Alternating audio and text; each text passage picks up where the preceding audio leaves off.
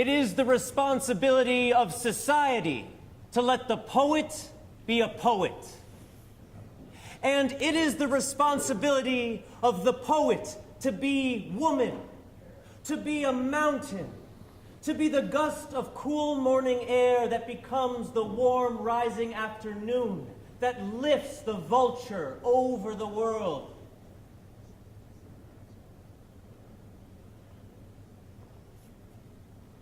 It is the responsibility of the vulture to care for the dead.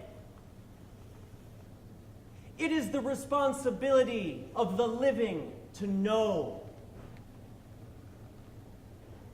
It is the responsibility of the poet to stand waiting in rivers and to stand on street corners giving out poems and beautifully written leaflets. Also leaflets you can hardly bear to look at because of the screaming rhetoric. It is the responsibility of the rhetoric to also be a poem. It is the responsibility of the poet to be lazy, to hang out and prophesy, to scratch out music on backsides of envelopes, in the dirt, on the wall, in the bathroom stall, across the country, against the government, overseas, in prisons, yes, even in prison.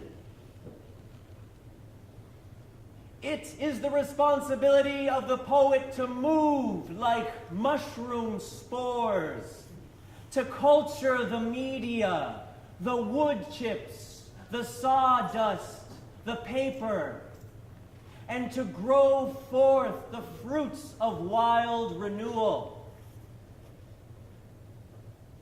It is the responsibility of the poet not to pay war taxes. It is the responsibility of the poet to go in and out of ivory towers and two-room apartments on Avenue C. It is the responsibility of the poet to go in and out of buckwheat fields and army camps. It is the responsibility of the male poet to be a woman.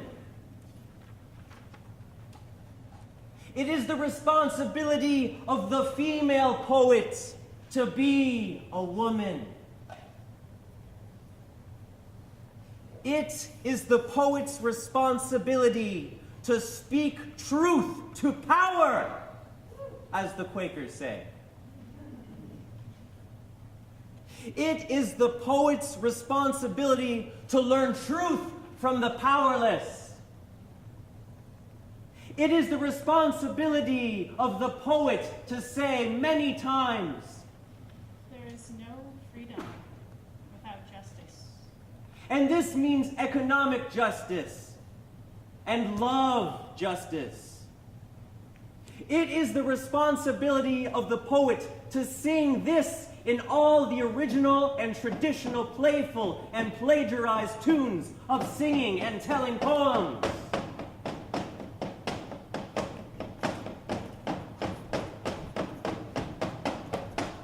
It is the responsibility of the poet to listen to gossip and pass it on the way storytellers decant the story of life. There is no freedom without fear and bravery. There is no freedom unless earth and air and water continue, and children also continue.